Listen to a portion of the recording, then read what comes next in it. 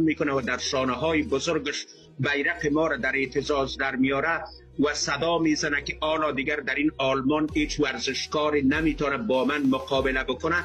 این افتخاری است که من یک شهروند افغانستان برای خود میبینم. نژند بزرگ، تو بزرگتر از آنی که احساس بکنی کسانی در مورد صحبت بکنن. هر کسی که در مورد بیشتر حرف میزنه، بیشتر تخریب میکنه، این به معنای عزیز که بیشتر رشد کرده. چرا 4 روز پیش در موردت کس گپ نمیزد؟ چرا 5 ماه پیش در موردت کس گپ نمیزد؟ به خاطری که مطرح نبودی عزیز من. امروز در اروپا، امروز در رنگ های اروپا یک نام در اعتزاز است به نام نژند. یک نام امروز مثل آفتاب درخشان است به نام نژند. بنابراین نژند بزرگ به خود ببال و هر کسی که در مورد هر جمله‌ای که میگه در قصه شان نباش که تو در حال شدنی در اروپا، تو در حال اعتزازی در اروپا و در حال درخشیدن در اروپا. دستو جان زنده باشی، سلامت باشی، بدر قربان.